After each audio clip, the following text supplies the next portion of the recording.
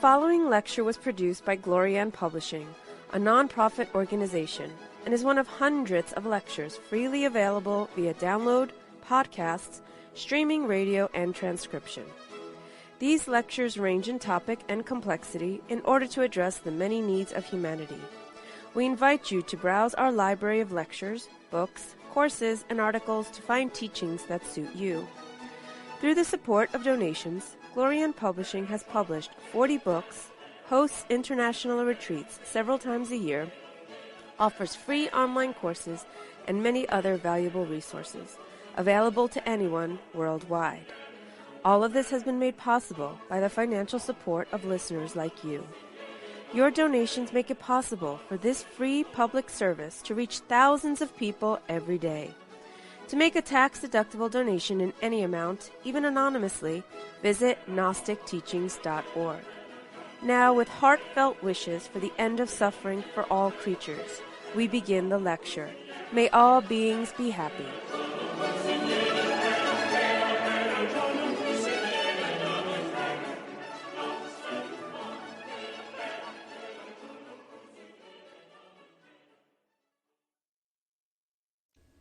Arcanum number 12, the Apostolate.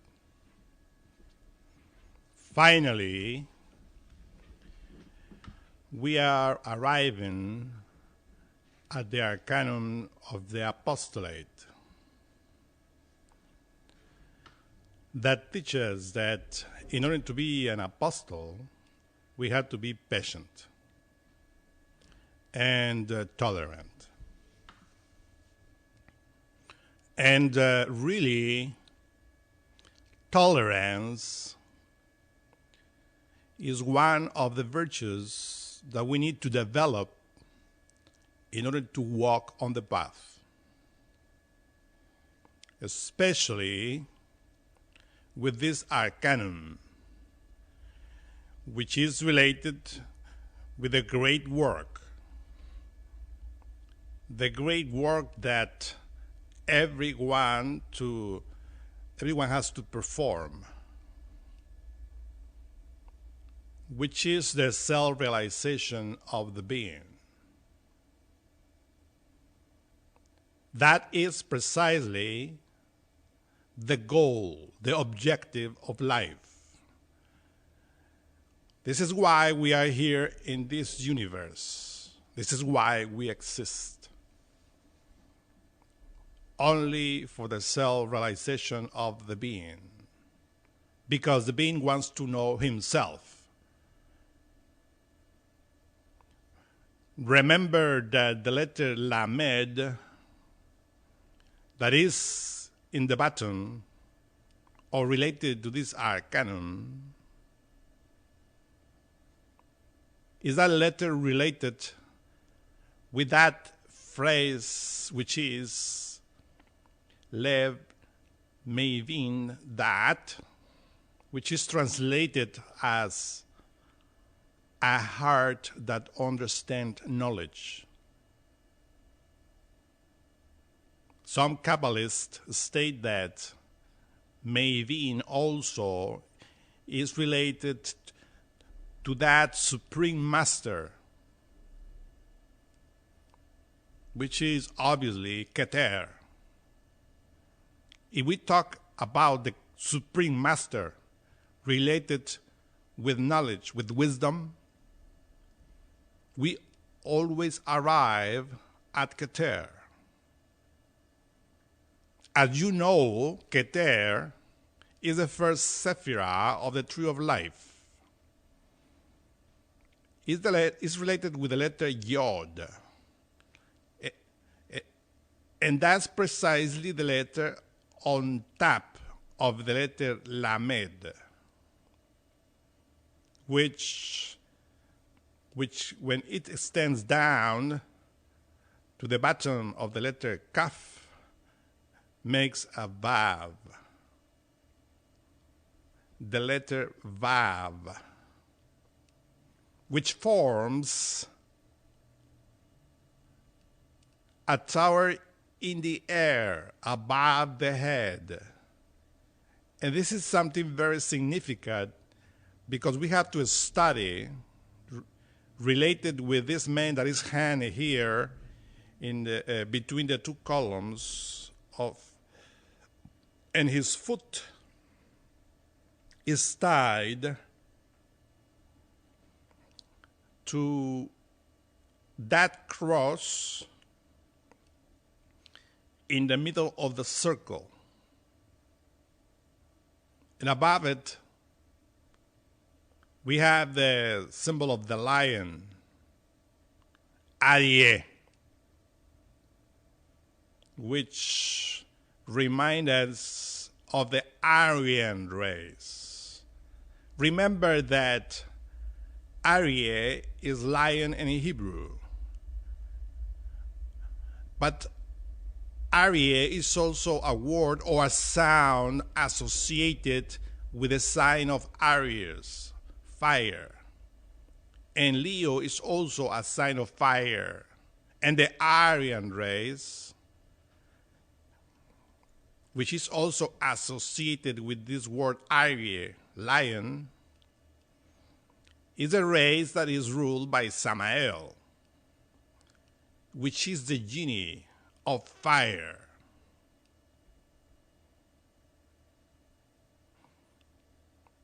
When we pronounce the conjuration of the fire, we always invoke three genii: Samael, which is the genie of fire, related with the sign of Aries; Michael, which is the genie of the fire related with the sign of Leo;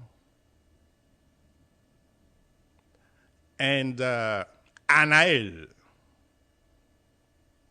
which is the prince of the astral light, which is fire, the astral force. In order to understand that, we have to do it through fire. Fire is really that very essence of God.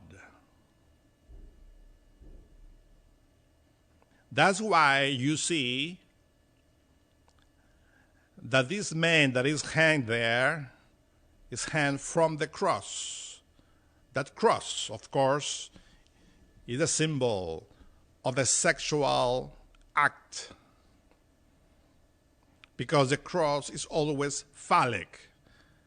The horizontal line is feminine and the vertical line is masculine. But here, the cross inside a circle is showing us very clear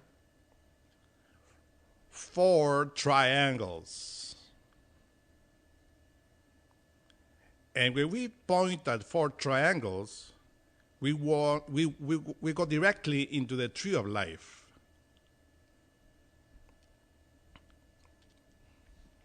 Every quadrant of this circle is a triangle formed by a line that is curved and the other 2 lines which are straight, forming a triangle. So therefore we find here in this circle 1, 2, 3, 4 triangles. These indicate the relationship of the cross in the circle.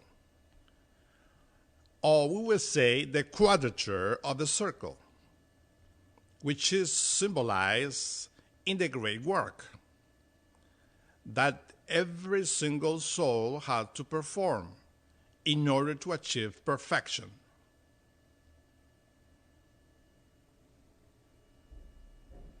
The 3 triangles, as I said, are related with the tree of life. The first triangle is Keter, Chokhmah, Binah, Father, Son, and Holy Spirit, related with Trimurti, the Logos, that we call the Glorian, Christ, the manifested Christ in the 3 primary forces of the universe: positive, negative, and neutral. And the other triangle below is a triangle related with a monad, Chesed, Geburah, and Tifereth, which is the monad. That monad is the son of the Glorian, the child of the Glorian, the child of the Father. That child of God is another trio,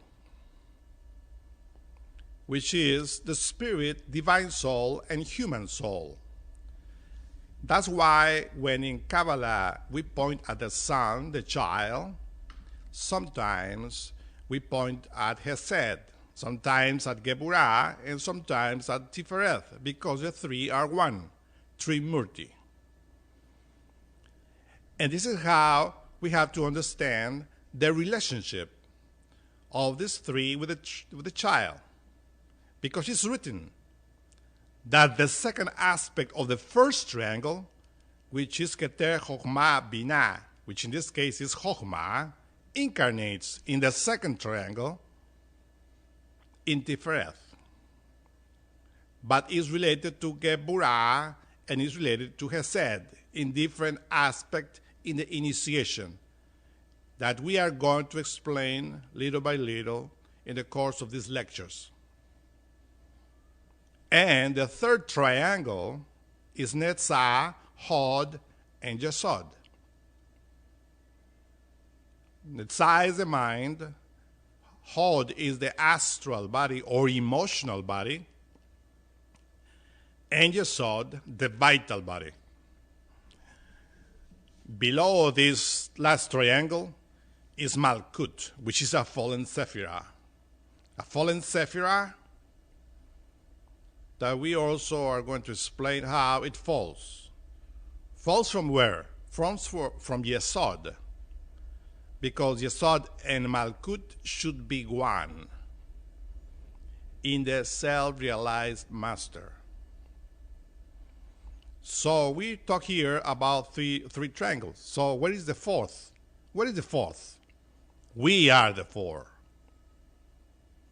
Or in other words, the fourth triangle is that we call the Ser Ampin or Sawir Ampin. When somebody comes self-realized, then it's because he or she performed in himself or herself the number 12.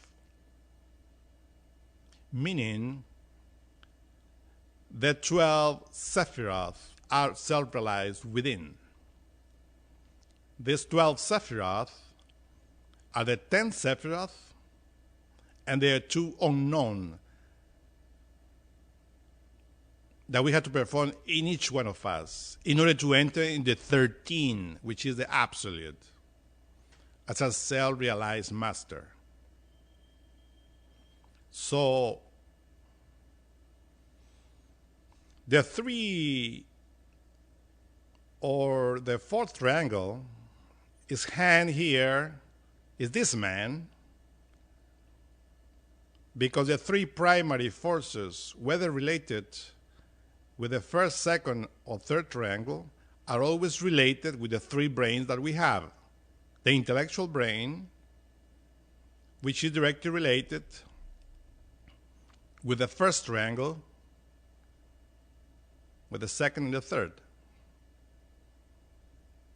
When we study Gnostic psychology, we study how these three brains are related with the three triangles of the tree of life, and how through initiation we have to develop them, because that is the objective of the initiation, to self-realize the tree of life within the three brains.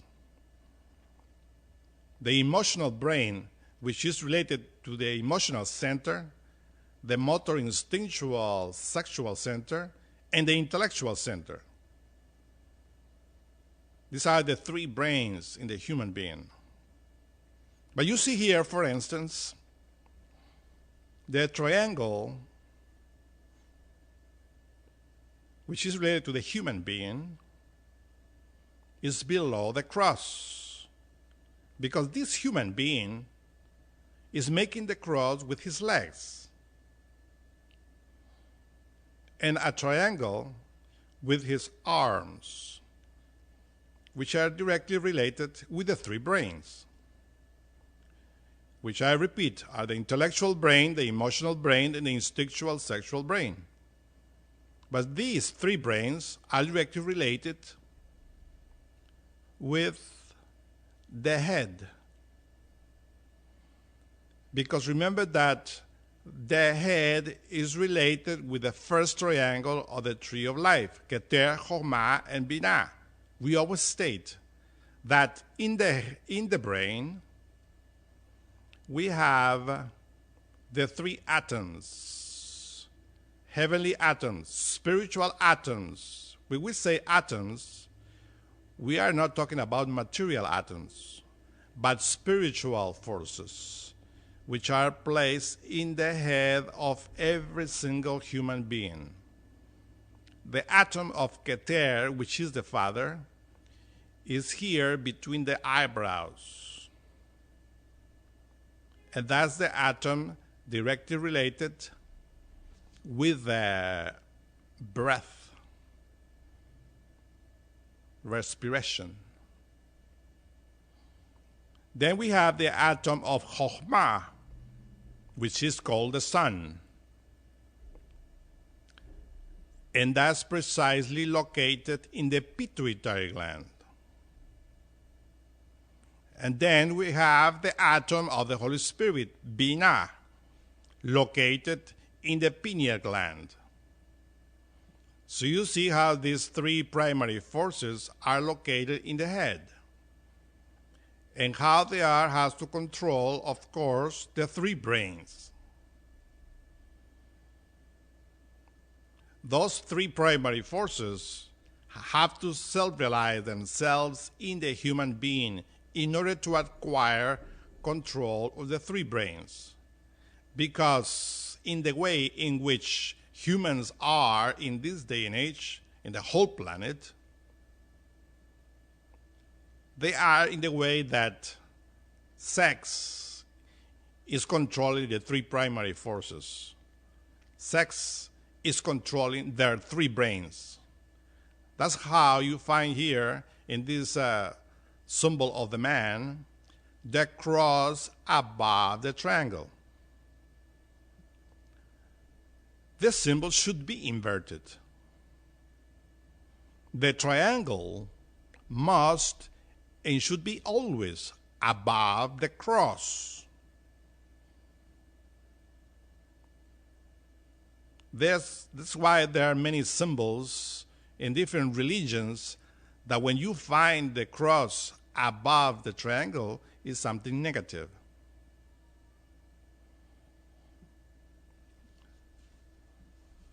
Because if you remember, in the way of the cross, which is symbolized and shown very clear by Jesus of Nazareth 2,000 years ago, he carries the cross on his shoulders, not on his head. The black magicians carry the cross on their heads because they are controlled by their sexual force. The white magicians control the cross. They take the cross in their arms and hands and manage the cross. And is crucified on the cross, because through the cross is how we perform the great work that is shown here in this card.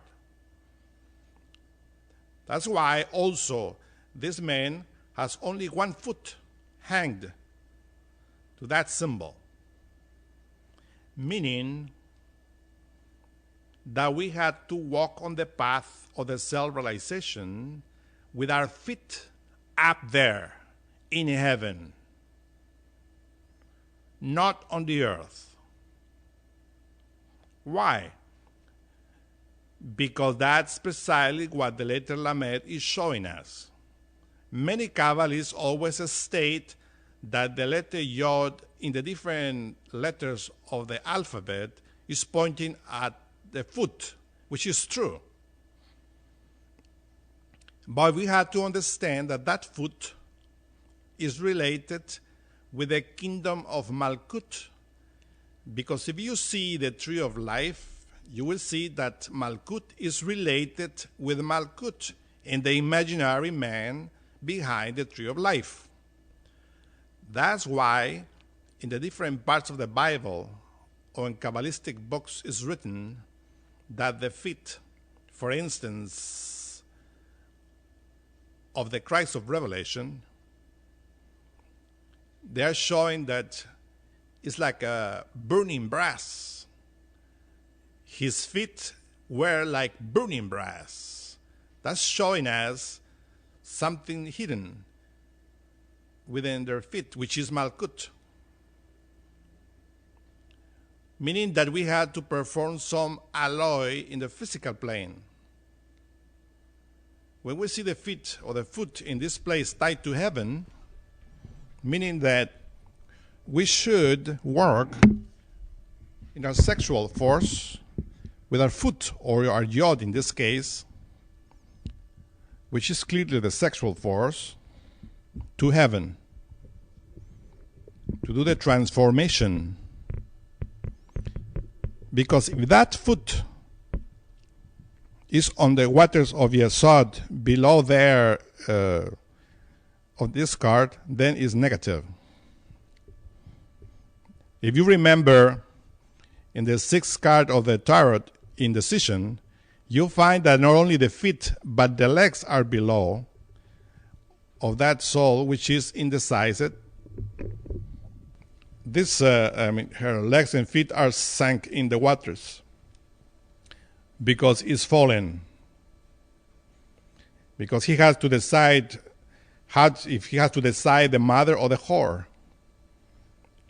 But here in this symbol is telling us, knowing that he is upside down, that sex is controlling his triangle, he wants to do the great work in order to invert the sign. And that's why he has his foot in heaven. To put the foot in heaven means to transmute the sexual force. That's why in the graphic of the website, we put an inverted lamed, because many times the Kabbalists state that the secret of the heart is between two lameds. But they don't explain how. But the way is here. The inverted lamed is inverted, so the yod, which is in heaven, when you invert it, you put the yod where it corresponds. And that yod corresponds to the ninth sphere in Yesod. Because in Yesod, the sexual force is where that yod is hidden, which is the power of Keter. When I say this, it's coming into my mind the book of Revelation that says that the angel of the fathomless abyss, his name is Abaddon. Abba in Hebrew is father. Adon is the Lord. Abaddon, the Lord the Father. Who is the Lord the Father but Keter, the Yod? So that angel, or that force in this case, is placed in Yesod when we invert the letter Lamed. And if we extend that Yod, we extend it up to the spinal column, because remember that the spinal medulla is related with the letter Vav and has its strength from the Yod, which in this case is the letter Lamed. That is the beginning of putting the foot in heaven. Remember that there are two types of heaven, or types of waters. The waters above and the waters below. The waters of sex that we had to transmute them. And this is how we made the inverted lamed, which is necessary in order for us to control the kaf. The kaf, as we explained in the previous lecture, is related with the head, the crown. And remember that the crown, the kaf, is controlled by Keter, and Keter is a yod. And remember that that yod, which is the center of the Trinity, three-unity, is the letter Shin, or the letter Aleph, because it's always pointing at three forces. So here we have these three atoms in the head, the atom of Keter, the atom of Chokhmah, and the atom of Binah. These three atoms made the kaf, the crown. So we have to rise the yod from Yesod through the spinal column in order to make the vav, and finally to place it in the kaf, which is the crown, in order to perform the inverted lamed. But this work, the rising of that force, cannot be performed without the assistance of the fires of the heart. And this is something that we always have to emphasize. Lev, the heart. That's why we said the word, Lev mevin da'at, a heart that understands knowledge, or better to say, a heart that is controlled by Keter grants knowledge. But for that, we had to transmute the sexual force, because that's the very beginning. That we had to take the subtle from the gross, as Hermes Trismegistus says in his emerald tablet, to perform the miracle of one thing. Because this inverted lamed have to be done or performed 7 times. We have to rise, or we have to perform that 7 times in order to receive the crown. Do you see? That's why the word melech in Hebrew means king. Mem, which is the lecture is going to be explained in the next lecture related with the waters. I am not going to dive into Mem right now, because another speaker will do it. But Mem is there in Yesod. And from that comes Lamed. Lamed. And it's ending with the letter Kaf. The Kaf, of course, is the crown of the king. Amelech is a king. Somebody that rises the fires of the waters of the only Melech, and that only Melech is Keter in the universe, which is the very top of the tree of life, because he is the true king.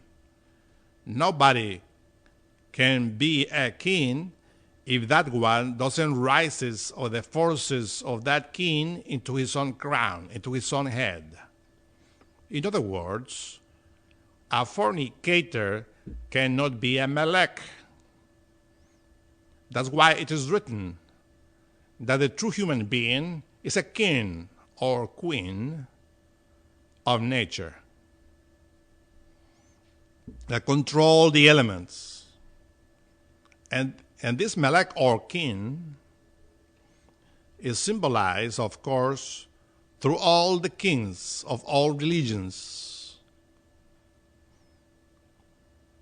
Remember that the wisdom of Solomon, the king, is coming from his Keter, his Melek, his own king inside. And this is precisely the symbol here which is applied when you start performing the great work. Then you become a symbol of this man hanged by his foot. That which, in this way, you only touch the earth with your thoughts. So you have to understand that we have to develop objective reasoning by taking advantage of the fall, because that's precisely the point.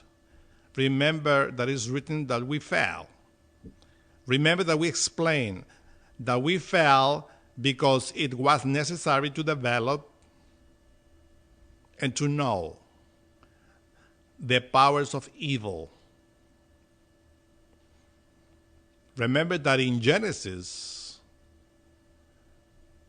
with the human being at that age, at that time, fell, the Elohim said, "Behold, the man is like one of us, knowing good and evil." So therefore, in order for the human being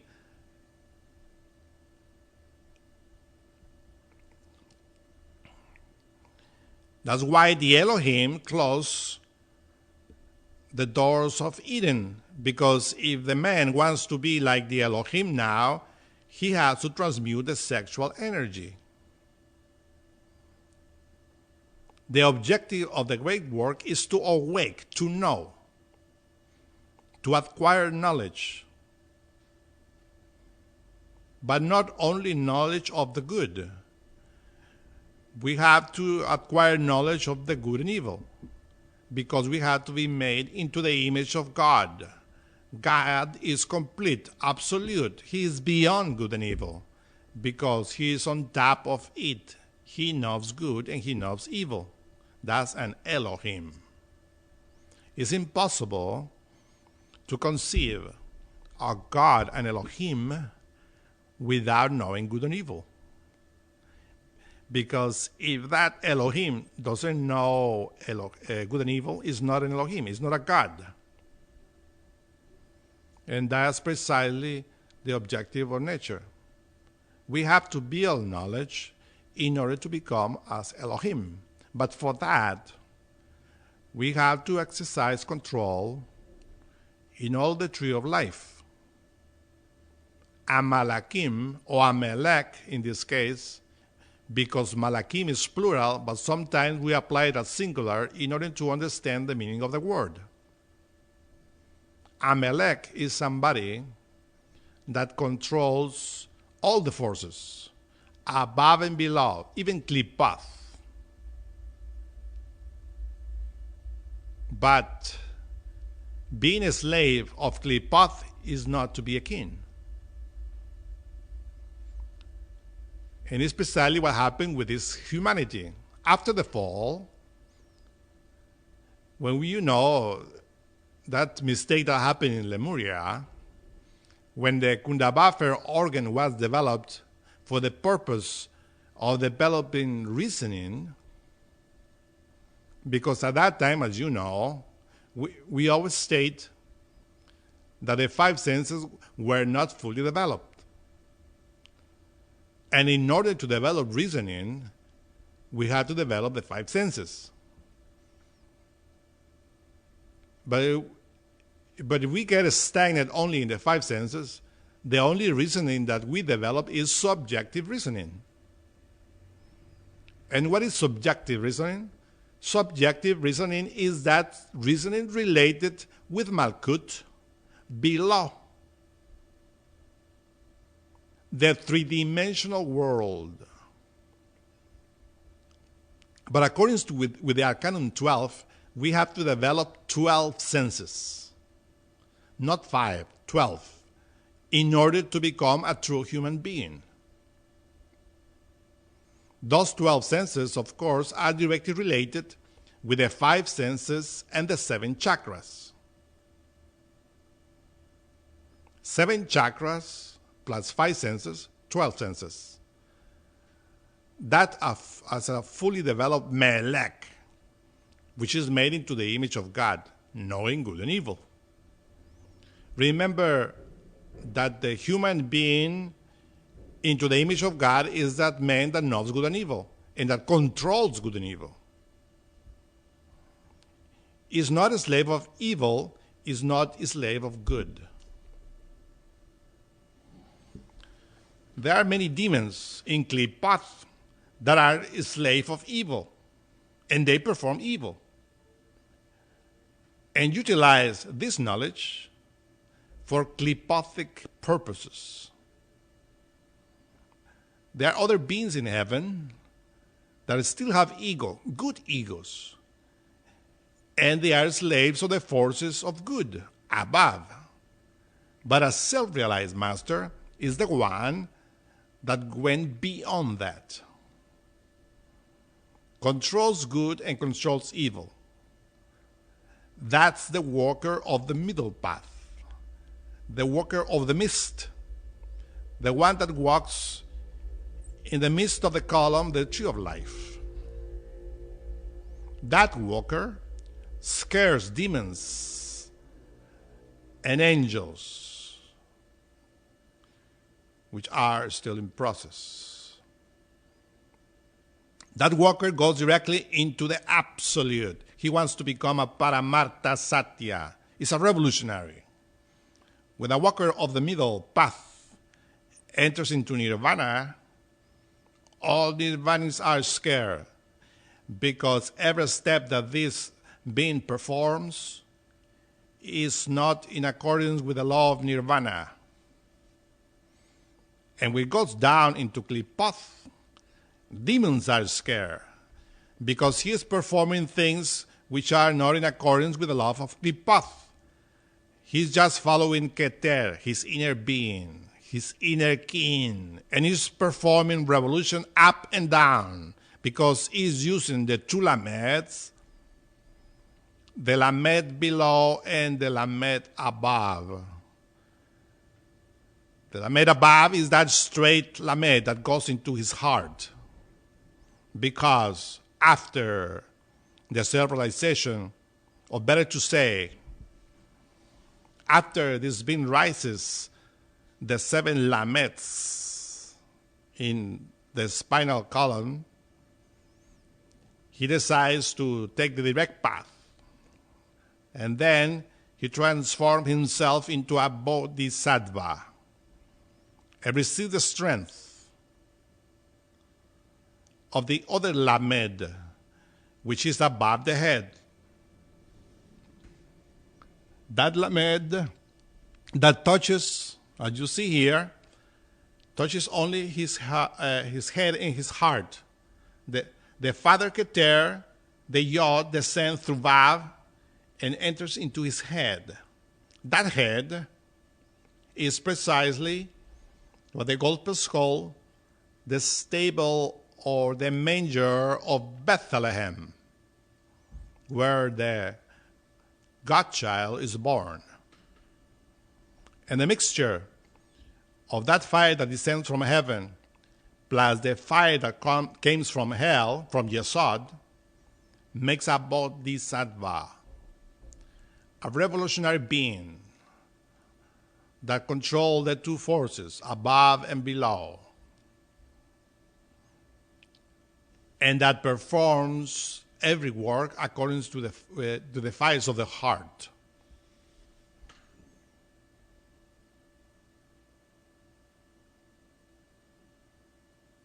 So that's the walker of the middle path. which is, I said, completely revolutionary and is making a great transformation. By performing that, he is, of course, associated with that Prometheus of Greek mythology that steals the fire from hell and from heaven in order to create inside of himself a true man. And that's why in Kabbalah, sometimes, symbolically speaking, the handman is symbolized with Prometheus, the one that is passing a lot of sufferings because of the work that he is performing in himself.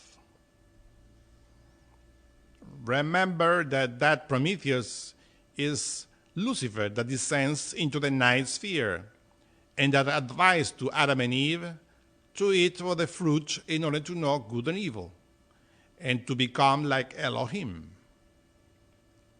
But after that, we have to rise that fire again in order to become like Elohim. And that's precisely the point that many initiates, many Kabbalists do not understand. They still are in Malkut, still in the fire, for the physical enjoyment, for the physical or subjective reasoning, and transforming themselves into hierarchs of Klipoth. In other words, into demons.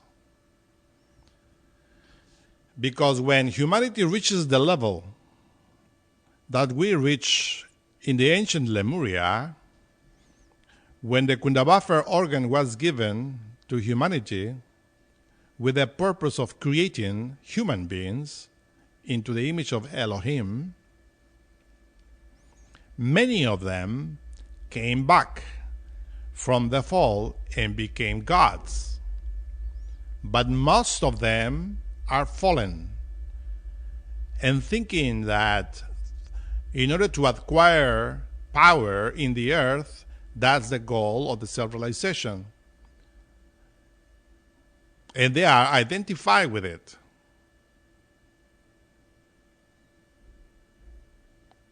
There are people that purposely develop psychic powers in order to control the earth.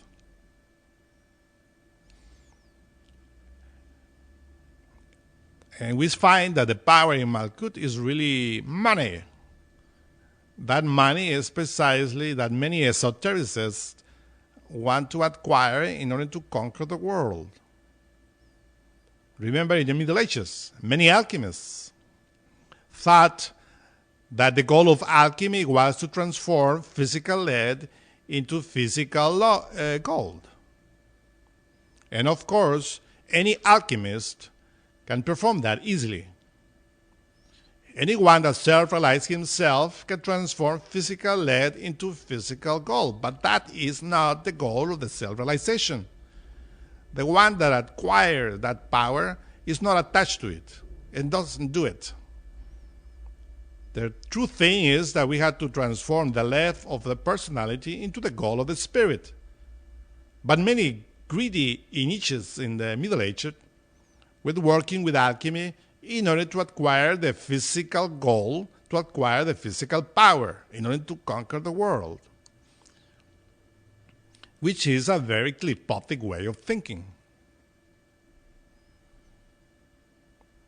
Because we have to acquire power on the earth through the self-realization, but not only in Malkut, but in all the sephiroth. And Kabbalists that acquire power on the earth through money are just stagnant and descend into Klipot.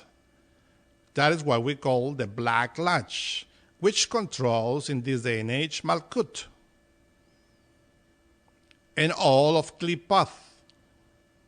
They acquire power, but they don't go beyond that. Because in order to go beyond Malkut, in the tree of life above, we have to renounce the riches of the earth and not to identify with the power of the earth, because that is illusory.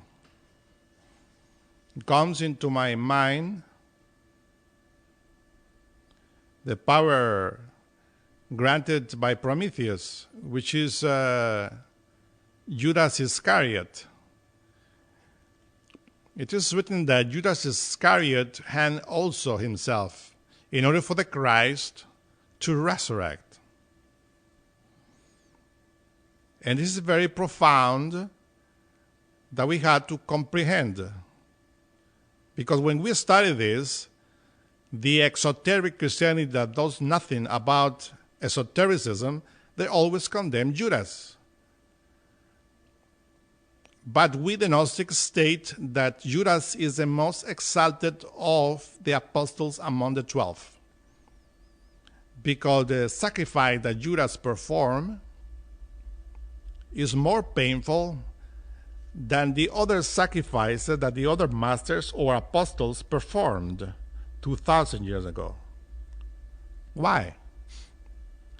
Because the doctrine of Judas is precisely this: to renounce the power of the earth in order to acquire power in heaven. And for that we had to hand ourselves. We have to control our three brains. And remember that in the previous lecture we stated that Judas is that apostle related with the sexual forces, with the sexual organs. In this card, the Apostolate, we can synthesize in three persons, three symbols. The first one is Yeshua, the Savior, related with the heart. We cannot avoid naming here Yeshua, Jesus, because he's related with the atom nous in the heart. And Lamed is precisely the letter that points us to the heart, to that supreme master that knows, that understands knowledge. And the only one that understands knowledge, that is nous. And that nous is precisely represented by Jesus. Nous means supreme mind, objective reasoning. And of course, the first apostle of that nous atom is in the pineal gland. And that pineal gland is controlled by Peter. Peter, the apostle, whose sacred name is Patar. And remember that the forces of Patar in the pineal gland are related with the crown. The pineal gland is that door that opens the doors into heaven. If we place the yod that belongs to Judas in the head. If we place the fires of Aries, Arie, the lion, which are precisely in the sex, in the head. But that cannot be performed without the help of the atom nous. So we have here the relationship of these three symbols.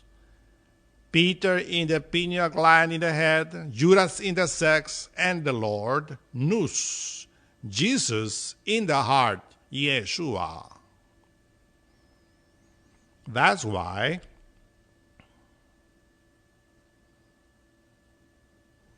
the Judah, or the fires of the Lion of Judah, as we or the speaker in the former lecture explains very clear, has to be controlled because these are the animalistic forces that had to be transmuted. Those animalistic forces are related to Judas. We propagate, we multiplicate ourselves in this physical world through Judas, through the sexual force that we find in Leo. The Lion of Judah is expressed through the sex. But who is the one that is going to control the fires of Leo? The one that wants to control those fires of sex had to do it through the fires of the heart, which are also the fires of Leo. And that's why Judas is the initiate in the path that understands that he has to hang himself. He has to kill himself.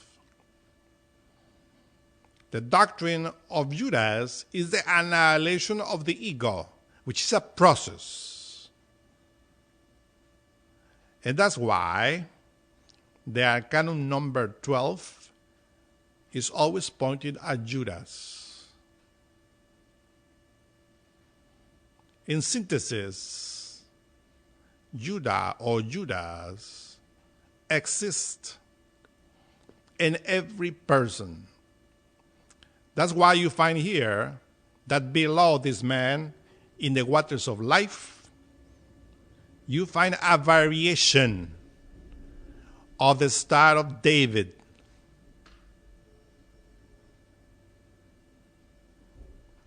Three primary forces above and three primary forces below. That's pointing us very clear that the three primary forces, Father, Son, and Holy Spirit in the head, are controlled by three demons. Those three demons can be synthesized in the three brains. Judas in the sex, Judas in the heart, and Judas in the head. These are the three aspects of Judas, which are represented in the Gospels. The first is Judas Iscariot, in the sex that betrays the Lord. The second one is Judas in the head, that condemns the Lord, which is Pilate. And the third is Judas in the heart, which is the evil priest, Caiaphas, that hates the Lord as well, in the heart. Or we will say, related with that venom, poison blood that circulates in the body. It is good to remember that the venom blood has to be purified in the process of self-realization. Remember that the heart is that organ that moves the two bloods. The oxygenated blood, which is the purified blood, and the other blood, which is the poison, the venom blood. And of course, in that venom blood, which is directly related with the liver, is where we have those animal appetites that we have to control. In the liver, we have the inheritance that we call karma. If we investigate the liver, we discovered that the liver is divided in 5 livers, or 5 lobes. Each lobe is a liver itself. It works independently. So the 5 lobes make the whole liver, which is the biggest organ inside the physical body. And that is related with karma. It is written that if you want to have an astral projection and good experiences in the astral plane, clean your liver. Between parentheses, let me give you a medicine here very fast for the cleanse of the liver. Drink a half of lemon juice and a glass of lemon juice and a half glass of olive oil. You can mix it, but in the case when I do it, because I always do this once in a while, I drink first the olive oil, half glass, and in order to take that nausea, because it's really disgusting, but very good, I take the half of glass of lemon juice. And that take from my mouth that sensation.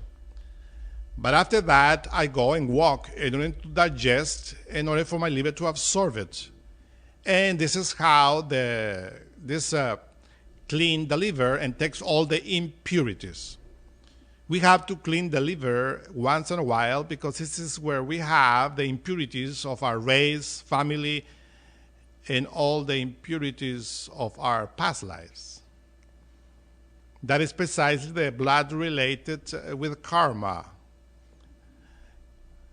The blood that circulates on the surface in the skin as a tempting serpent. Because the tempting serpent of Eden is related with that blood, the venom blood. And that always pushes to our animal behavior.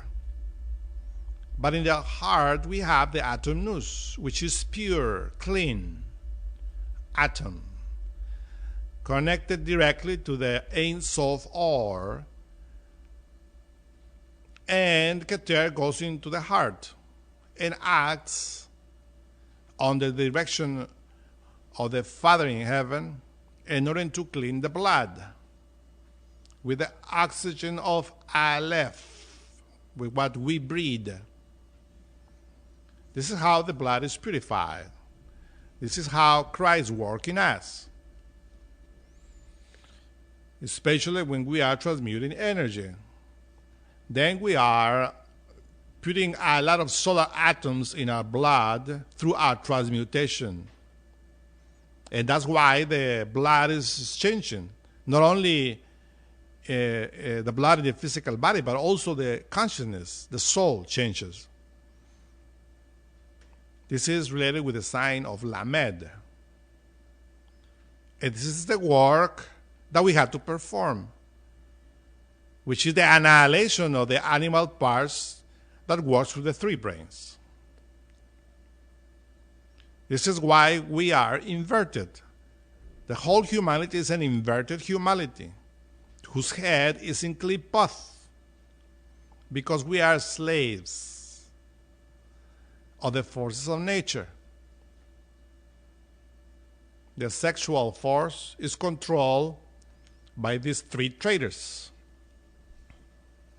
Remember that those three traitors are the outcome, of course, of the fall. That's why it is written that the day when you eat of that fruit, you will die. And it has a double meaning. You will die for the spirit, because you will awake in the physical world, your physical senses will be developed, and you will know good and evil, but you will be out of the spiritual world. But when the five senses become completely fully developed, when you are really not in contact with the spirit. Behold this humanity in this day and age. They have completely developed the five senses, and the subjective reasoning is fully developed. And everything that we find in the internet, school, colleges, universities, are related with the subjective reasoning, which are related with the five senses. But we want to develop objective reasoning, which is the real reasoning that we have to develop related with a true human being. Then we have to develop the 7 chakras. And during the process, every one of the apostles of Christ had to be developed inside of us. It is a lecture there in the website already related with the 12 apostles. Remember that we have Thomas and Matthew in each side of the brain. Remember that we have Bartholomew in the pituitary gland. Remember that we have Philip in the thyroid gland.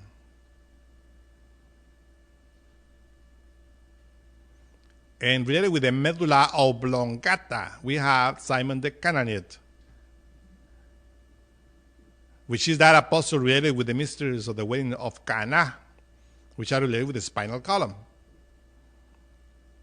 So all of those 12 powers are hidden within every organ or physical organism, and also within the consciousness. And we have to develop that in order to become a true apostle. Remember that this card is showing us the apostolate, the which in we develop, the apostle. Apostle comes from the Greek word, apostolos, meaning someone is sent away and deliver a message. Comes into my mind, for instance, post office. There are many interpretations about what the post office is. But if you associate that word with apostolos, then you understand that even with the internet, when you write a post, you are writing a message. And that's precisely the meaning of apostolos, somebody that delivers a message. But inside of us, we have the 12 apostles in potentiality, not in activity. Each one of these 12 parts of nous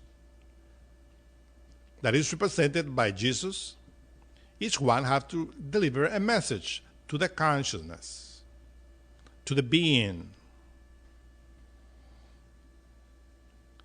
Where the 12 apostles are developed, then you have the New Jerusalem, the new heaven and the new earth. This has nothing to do with the planet itself, as many people think. They are waiting for the promised land. But that is inside.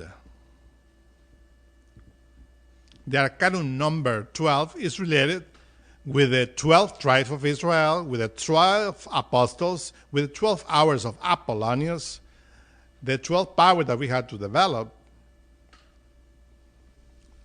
In synthesis, the 12th Arcanum is called the Great Work, the whole self-realization that we had to perform within. And that's why when we point and we see this card in the astral plane, in dreams or in visions, or when we consult the tarot, we have to understand that this card is showing us the sacrifice. This card is showing us sacrifice for humanity. That the first sacrifice for humanity begins inside your own humanity, and then outside. Sacrifice means that you have to sacrifice, you have to perform many holocausts, the annihilation of many animal appetites within you. When we follow exactly the symbol of the teachings of the Elohim, we know that the sacrifice that we have to perform is inside. We have to sacrifice every single animal that we have within. And remember that Leo, Judas, receives the influence of all the animal appetites.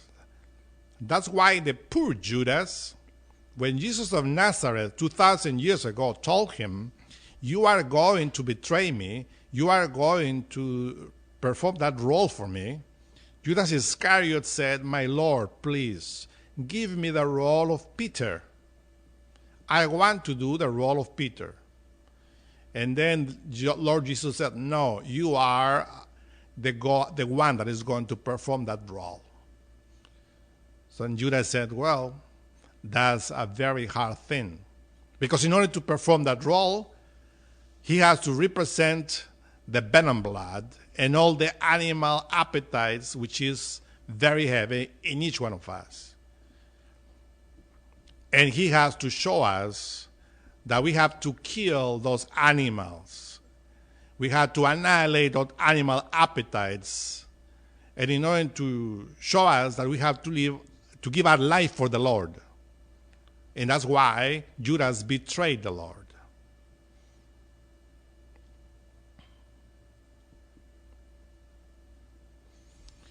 Many people in this past, when we know that we don't want to betray the Lord, but anyhow, we do it.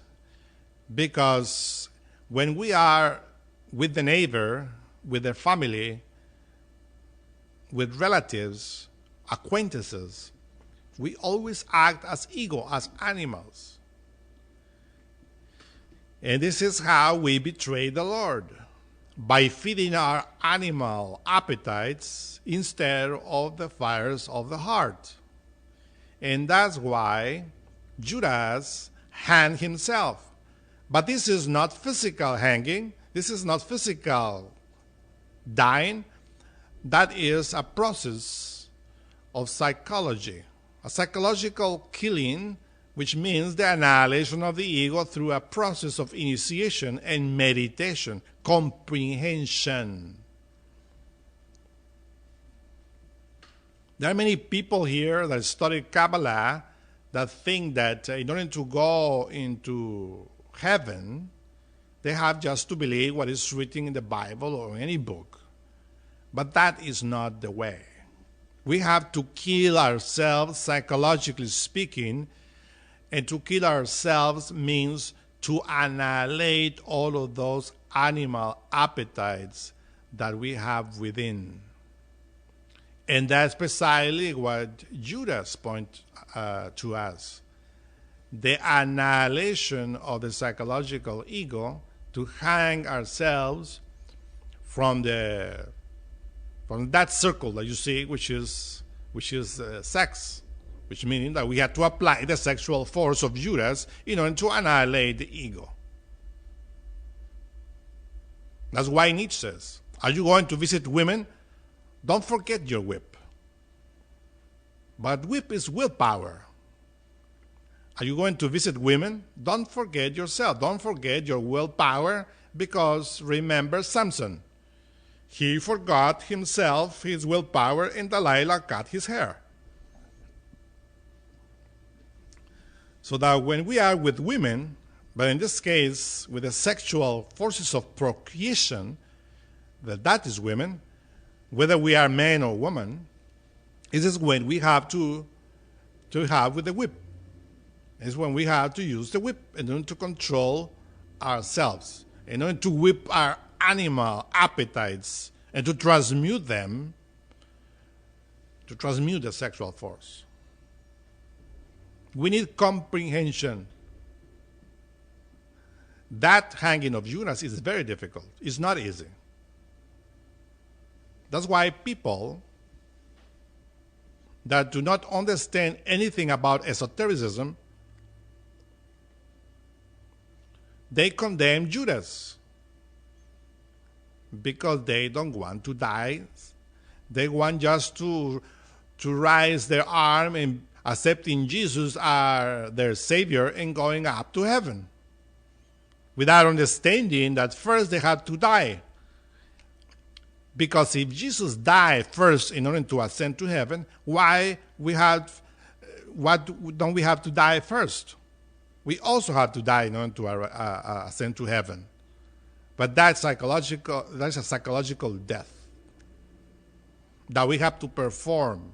We have to imitate Jesus. Read, for instance, the book of Thomas A. Kempis, The Imitation of Christ. We have to imitate that inside. We have to die on the cross. And that cross is sexual, 100%. That's the great work. First, we have to work with Peter. That's the first work.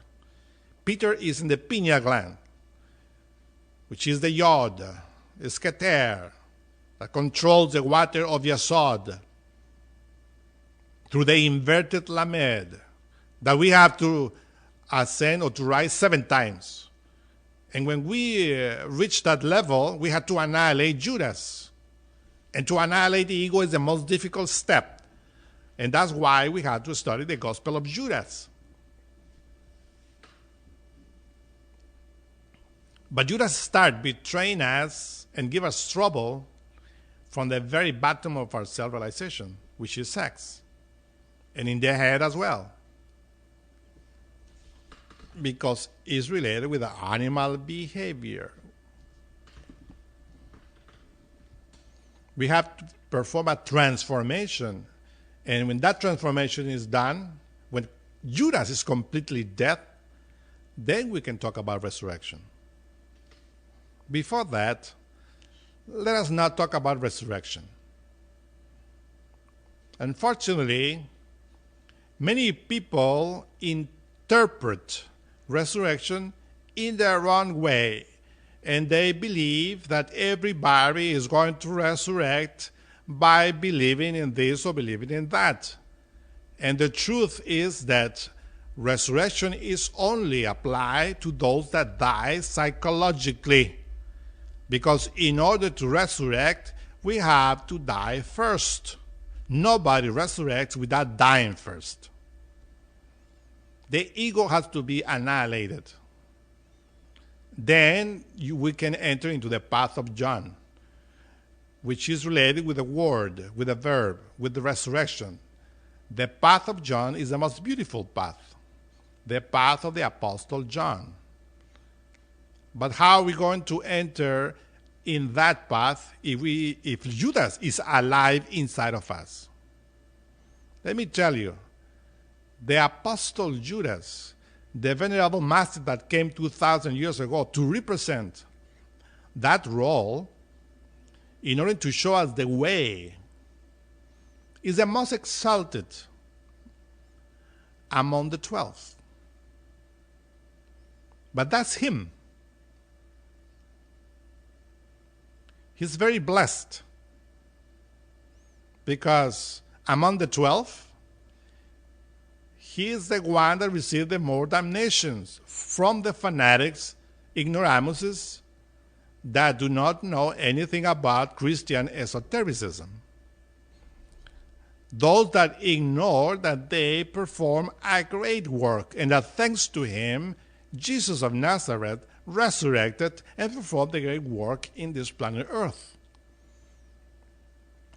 And still, there are a lot of people that condemn the master Judas Iscariot because he is showing us that we have to die, and people do not want to die.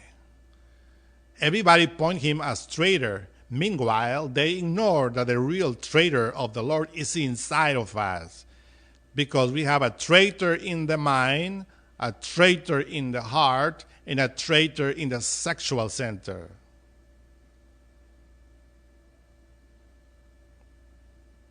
The fires of the heart is always inviting us to perform the great work. But if we recognize that we betray the fires of the heart through the three brains, and that we have to control the cross by performing the great work, then we have to hang ourselves like this man of the 12th card. We have to put our foot up in heaven and to invoke the forces of Prometheus.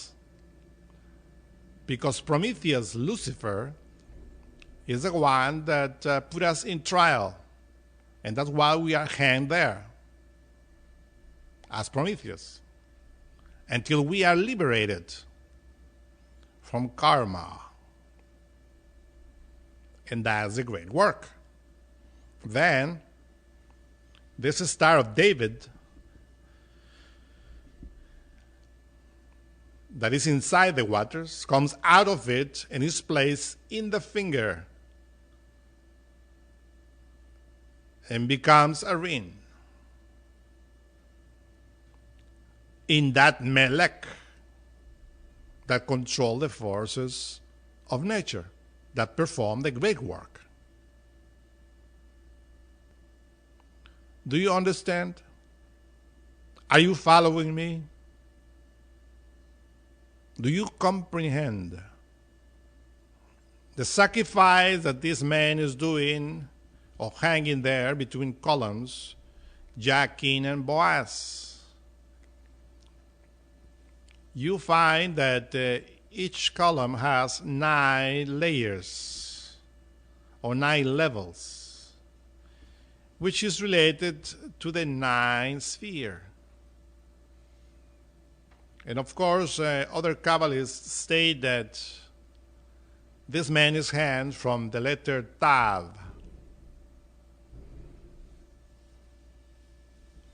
which symbolizes that it's completely self-realized,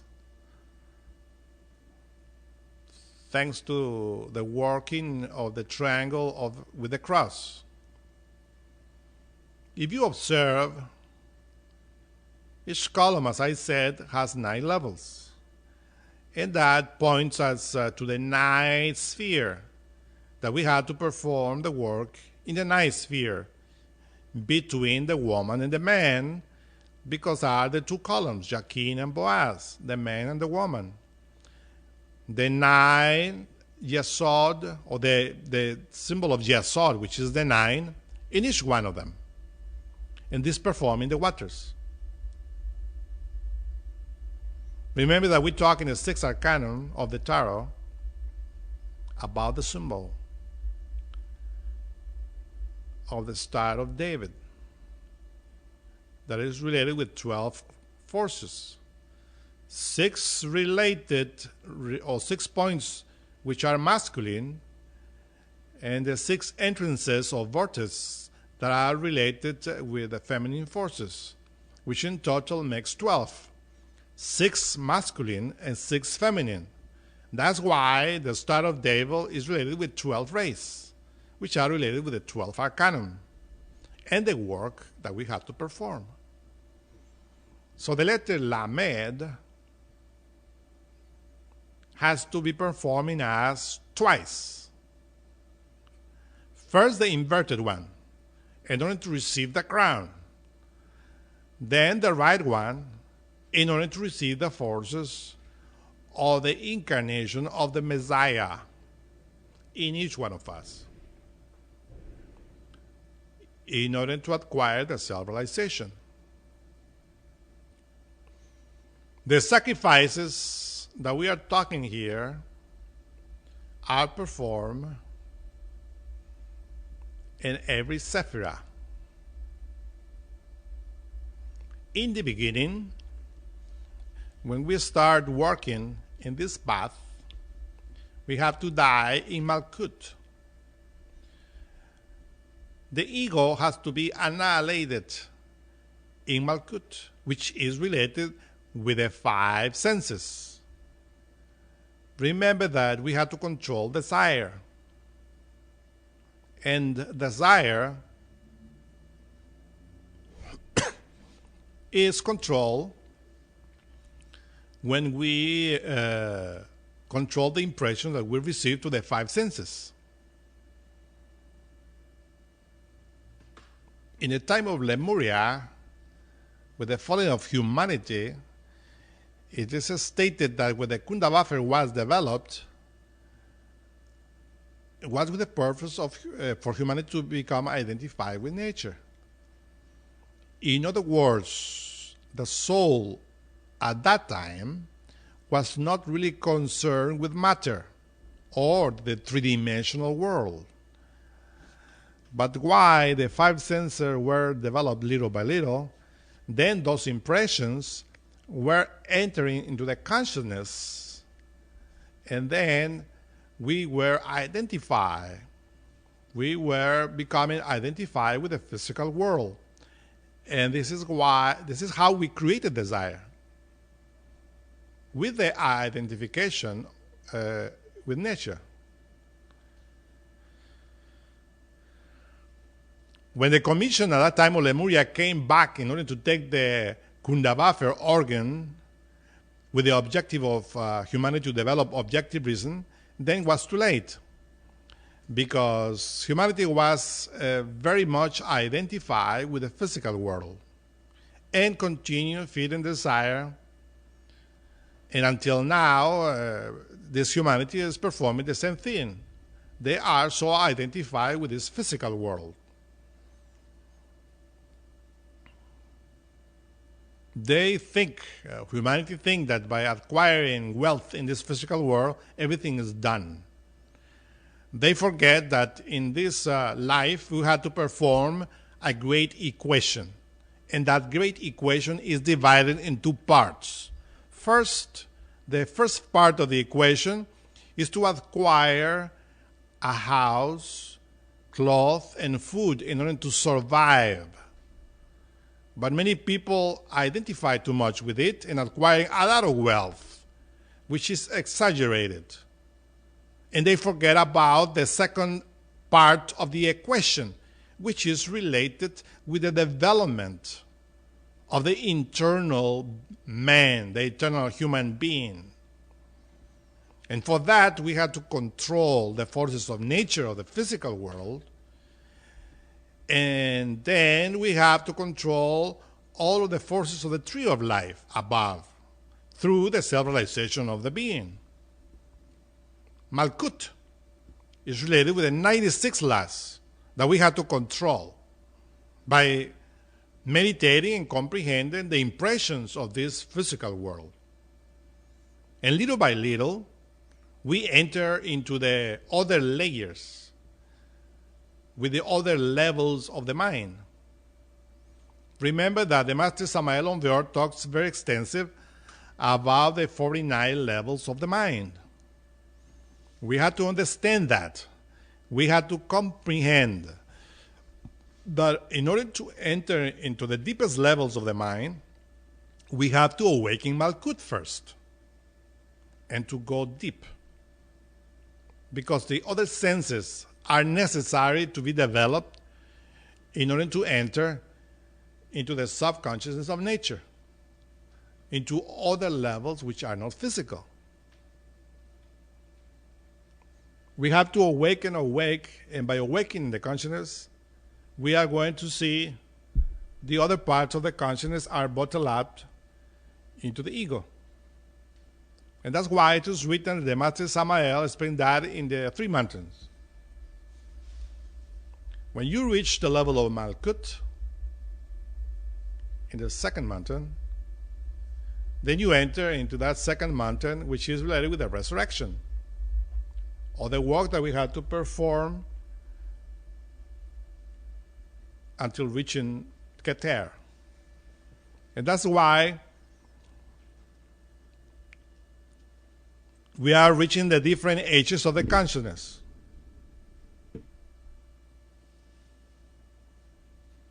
Remember that the Master says that the tree of life is reaching at different ages. When the initiate reaches the level of Malkut, he is 100 years old. But that is related with the consciousness, not with the physical body. When he enters into the mysteries of Yesod, he is 200 years old. So when we reach Keter, we are 1,000 years old. And this is how it is explained in esotericism, the different ages of the human being. And we ascribe that different ages to the annihilation of the different psychological aggregates. So when you reach the age of 1,000 years old, you are in the kingdom of Keter without ego. Then you understand. Because if you go into the Bible, it is written that Noah entered into the ark at the age of 600 years. We are not denying here that in the past people developed or lived more, physically speaking. But here we are talking about esoteric matters. Esoteric age, which is related with the different steps and sacrifices that we have to perform. Because in every step in the tree of life, related with the 9 layers, the initiate enters into nirvana. Levels of nirvana. And he has to renounce those kingdoms in order to go into another level. He has to die. Because there are many egos related with good in those steps. egos that you don't see, that we need to see. But we can see only if we awake.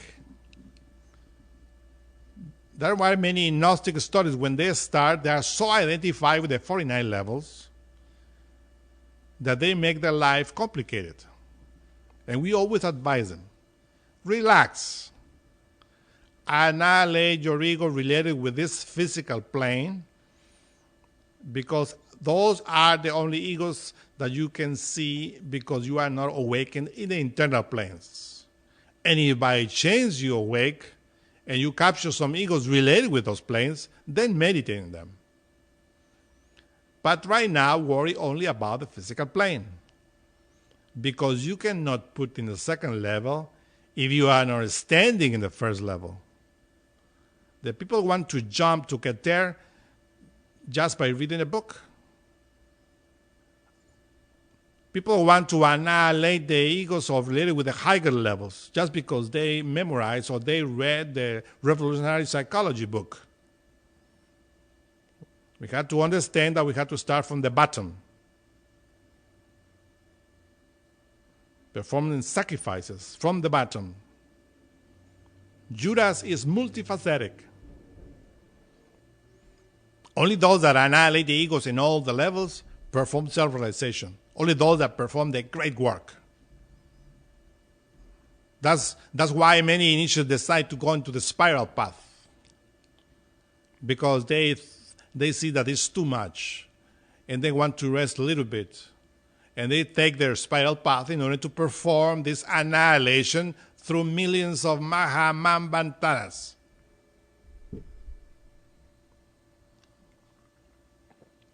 But when they do that, they don't receive help, because the straight lamed that comes into the king comes only if he takes the direct path.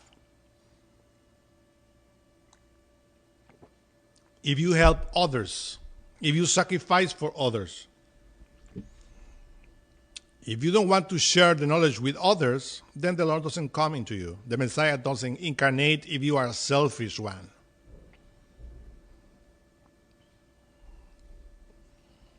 So that's precisely what the card symbolizes here, the great work. But for the great work, we have to incarnate the Messiah. Nobody can perform the great work. Nobody can perform the 12th card of the tarot if he doesn't incarnate the Messiah. But in order to incarnate the Messiah, we have to perform the inverted Lamed 7 times. If you read there for that paragraph that is written at the very bottom of the website in the 12th Arcanum, you find there that it's written that many people call themselves apostles, and they are not, because they are liars.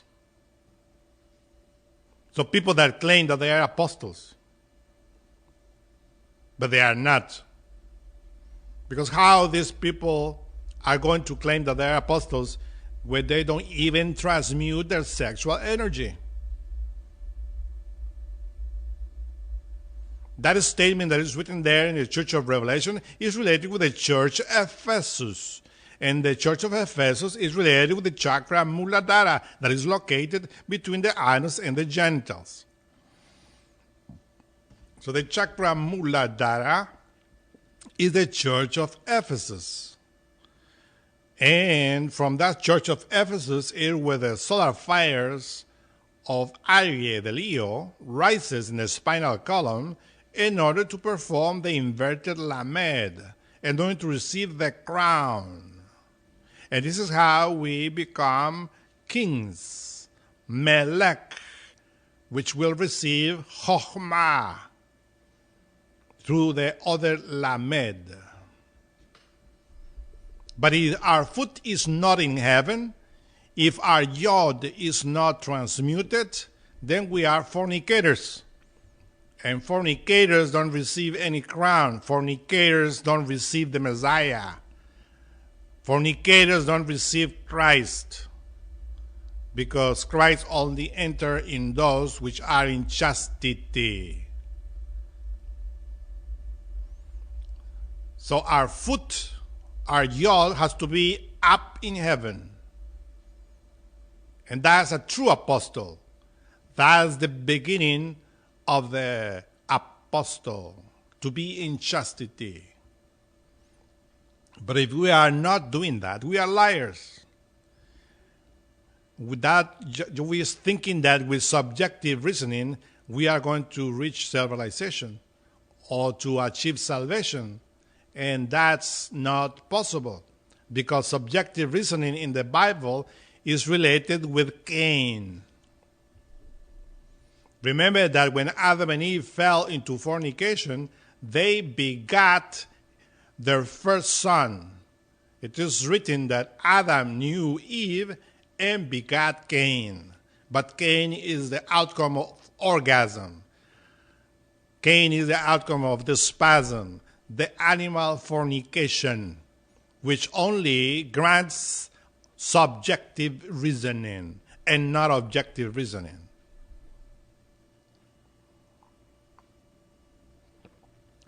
So for a man to know a woman, it does it through the sexual act. Or for the woman to know a man, she has to do it through the sexual act. And this is how the Bible explains it in Genesis. When Eve accepted the tree of good and evil, which means that she accepted orgasm, and Adam, the brain, took the outcome of that orgasm, of the sexual organs, subjective reasoning was developed. And that subjective reasoning is related with the five senses. Is what the Bible calls Cain. This is why it explained that Cain was working with the earth. To work with the earth means to work with Malkut, to work with the five senses.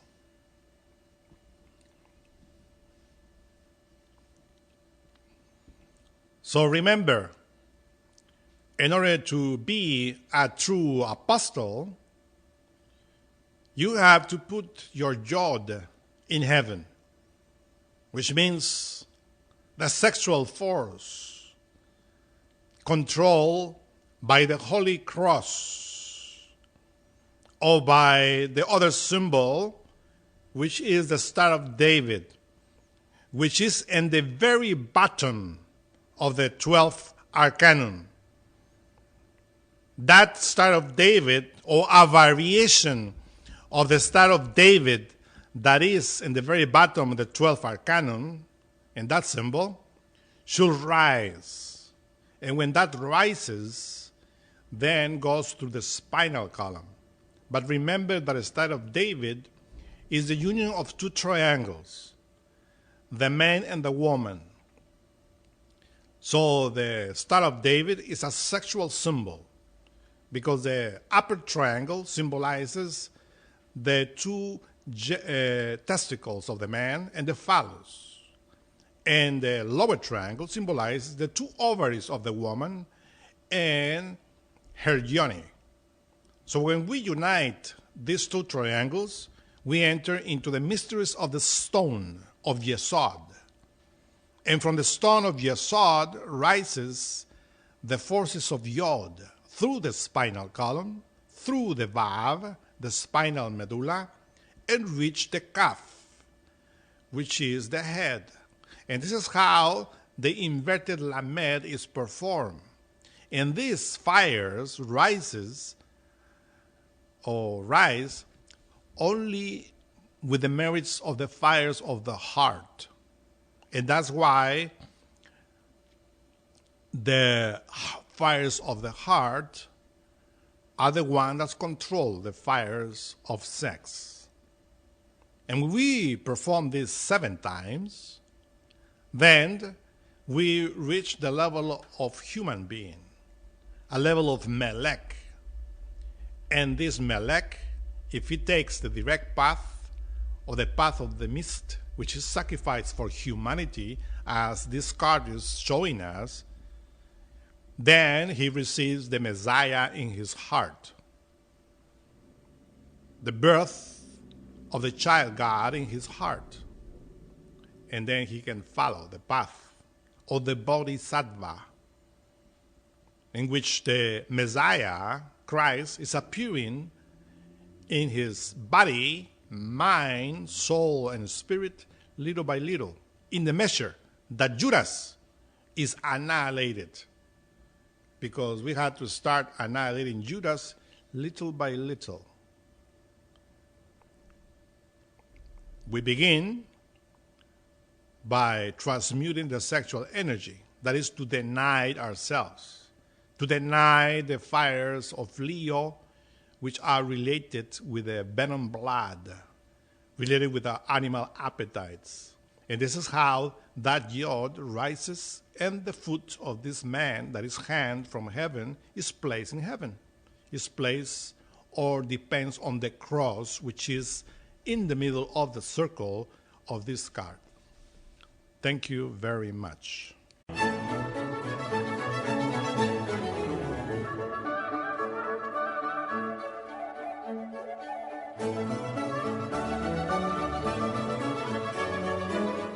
To learn more about what you learned in this lecture, we invite you to explore the books published by Glorian Publishing, available from booksellers worldwide.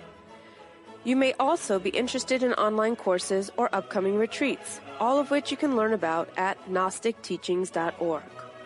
All of this has been made possible by the financial support of listeners like you. Will you help others to benefit from this knowledge? Most spiritual schools recommend a donation of $10 to $20 per lecture.